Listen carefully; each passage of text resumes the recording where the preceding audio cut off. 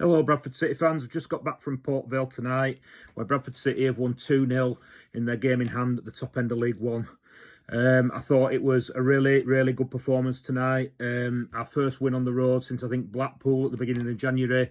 Away form has been poor in the new year, really, since the turn of the year. Although there was an improvement in performance at Reading 10 days ago, where we somehow contrived to lose, having been the better side for the bulk of the game. Well, tonight we were the better side from the first minute to the last, barring maybe the first 10 minutes when it was a little bit scrappy. John Brady, the Port Vale manager, said afterwards that we were excellent and that we dominated from start to finish, and I think that's really, really fair from him. I was a little bit worried about tonight just because, like I say, our away form hasn't been great, and Port Vale are struggling at the bottom of the league, and our record against teams that are struggling isn't great. Plus, they'd put in a really good performance to beat Sunderland in the Cup the other day. They're having a really good cup run. They've drawn Chelsea in the next round. So it looked like it could be a bit of a banana skin, this game in hand, but I thought we were excellent from start to finish, like I say, and thoroughly deserved the 3 points. There was one change to the team. Ibou Touré came in for the suspended Aidan Baldwin, which meant that Curtis Tilt played in the middle of the back three with Ibou Touré slotting in on the left. And like I say, yeah, we were just great, really, from start to finish. The first 10 minutes a little bit scrappy. Port Vale had a bit of the ball, but after that we just dominated. The only negative of the game really was that we didn't score more goals. I thought that we deserved to be more than one up at half time. The first goal comes from Bobby Poynton, who latches onto the ball after the keeper makes a really good save from Tyreek Wright's long shot, and he manages to stab it home, controls it with his right foot and stabs it home with his left.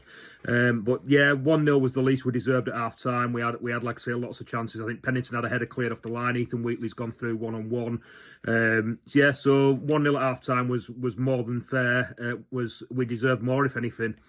Second half continued in the same vein. Port Vale made all 5 subs, 3 at half time, 2 in the second half, and it didn't really stem the flow. I think Sam Walker's only had 1 shot to save in the whole game. We've just had chance after chance, and like I said, the only criticism is that we've not won by more. The second goal's an absolute thunderbolt from Tyreek Wright off his right foot. I think Tyreek Wright's been excellent lately, playing in that left wing-back role. Last season I was critical of him in the left wing-back role and thought he would be better played further forward, but his performances this season, he's actually been better at left wing-back than he has further forward. I thought he was excellent tonight, and like I say, it's a good run from him. Comes unchallenged towards the edge of the Port Vale box and then unleashes one with his right foot that screams past the keeper into the top corner. It's a really, really good strike, and 2-0 and game over, really. Port Vale didn't offer a lot. They might have been tired after the Sunderland game. They probably spent a lot of energy in that, but we made the most of it, like I say, and continued where we'd left off with our performance against Reading. And we need to make that the blueprint now for away games. We need to repeat that performance in away at Wigan on Saturday and beyond in the last 10 games of the season. Standout performers to me tonight were Curtis Tilt. I thought was an absolute rock in the centre of defence, probably my man of the match. Tyreek Wright was really, really good, like I say, down the left-hand side. And I thought Ethan Wheatley was fantastic. Now, Ethan Wheatley's splitting opinion a bit amongst the Bradford City fan base, but I think his all-round game has been really, really good. His pressing, his movement, his pace, his positioning, he's all really, really good. And you notice the difference when he's not in the team and such as Mullin comes in, because we lose that pressure at the top end of the pitch on the 3 centre-halves, such as tonight. Like Ethan Wheatley kept all 3 of those centre-halves, experienced centre-halves, completely occupied tonight. It was a threat from start to finish, nicking the ball off and putting under pressure, holding the ball up. He did everything for the team tonight. Yes, the lad needs a goal. Yes, he's missing chances, but he just needs to keep his head up because his all-round game was really, really good tonight. And I think it has been for a while. He brings so much to this team that you lose when he's not playing or when Mullin's coming in for him. Mullin, for me, is a striker who's got a fantastic goal-scoring record, but we were told when we signed him that he's not great at holding the ball up, he's not great at pressing, he needs to play with a partner. Wrexham fans told us that.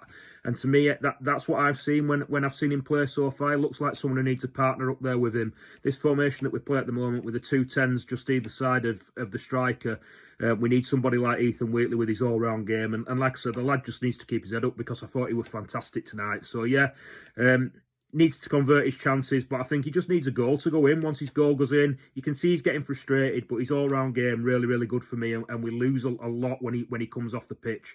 So just needs to keep his head up. So yeah, Ethan Wheatley, Tyreek Wright and Curtis Tilt, my picks tonight.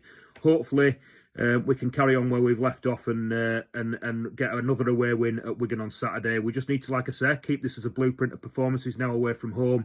We can't look back. We can't go back to how our performances have been in the first couple of months of the year. We need to, like I say, just repeat it. And these performances that we've had at Reading and tonight have been much more like home performances.